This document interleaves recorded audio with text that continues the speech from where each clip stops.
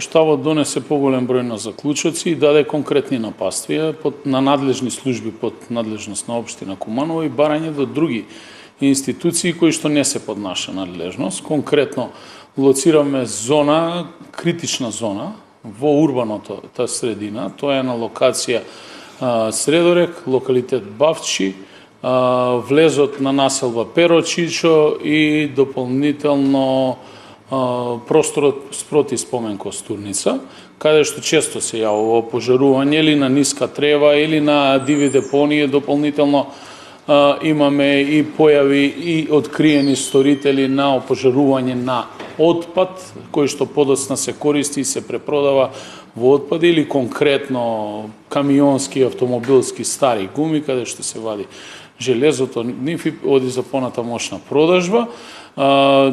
Од денеска отпочнаа да работат заеднички патроли на комунална инспекција и на Министерство за внатрешни работи, полициска станица од општа надлежност, каде што ќе контролираат, ќе работат превентивно и дополнително, значи ќе ги фаќаат сторителите. Во оваа прилика апелирам до граѓаните да ги пријавуваат ваквите појави. Од друга страна, исто така апелирам до сите граѓани за да не опожаруваат на јавни и отворени места. Испративме писмо до Македонски железници да си обезбедат трасата, бидејќи на потегот Лопате Романовце, Брзак и Агино село многу често исто така се случува поради искрење на од високонапонските жици на самата железничка траса доаѓа до опожарување на тревата, кое што покрај коловозот, железничкиот коловоз не се држи во соодветна состојба, да го санираат тоа и дополнително до МЕПСО и до ЕВН во делот на далеководите и секундарната дистрибуциона мрежа, бидејќи последниот случај кој што го имавме на пожар на локација Мургаш, Кокошиње, од страна на местното население се посочува дека токму причината за пожарот доаѓа од секундарната мрежа и искрење на самите жици кои што се под напон.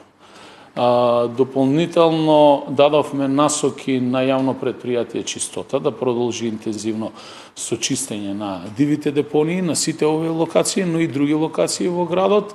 Отврдивме дополнителен број на места на овие локации за поставување на големи садови за собирање на отпад, како не би се создавале депонии. За жал, веќе некои беа поставени, веднаш беа од страна на несовесни граѓани фрлени и добар дел уништени.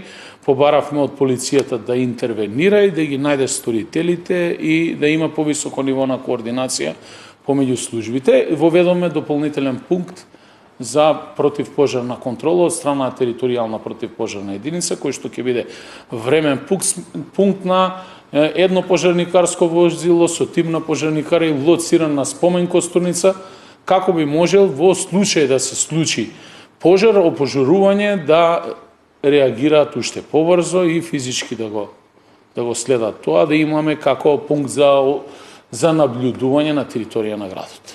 Во однос на истражувањето што го спроведе општина Куманово, Министерството за животна средина и просторно планирање преку UNDP, како втор причинител за аерозагадување е опожарување на оган на отворено, она што ни се случува на овој потек што го посочивте. И сметате ли дека со овие конкретни мерки ќе се намали?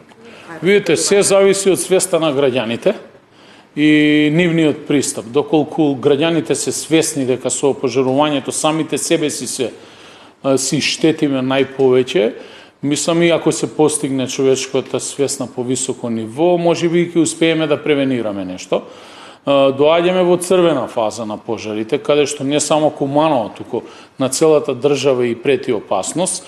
За жал, капацитетите на македонски шуми за делување во шумски пожари се многу мали и многу пати нашата територијална противпожарна единица е изложена да интервенира и таму каде што Другите имаат обврска, не интервенират, поразговараме и со раководителот на Македонски шуми да ги засилат нивните капацитети.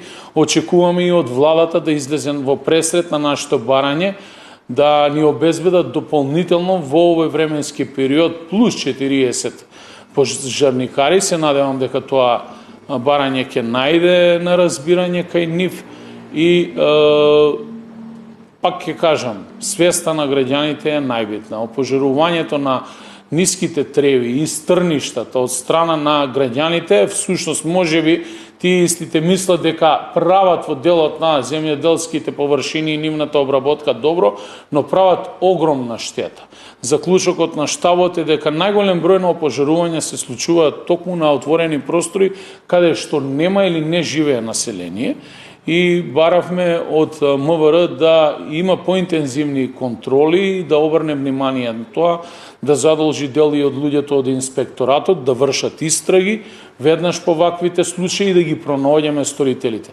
Од страна на општина Куманово и комуналните служби до сега имаме некаде околу 20 случаи каде што има фатено лица кои што создавале диви депонии, опожарувале и така натаму. Ние ги информираме МВР понатаму, но за жал сето тоа по насоки на обвинителството останува како прекршок се третира.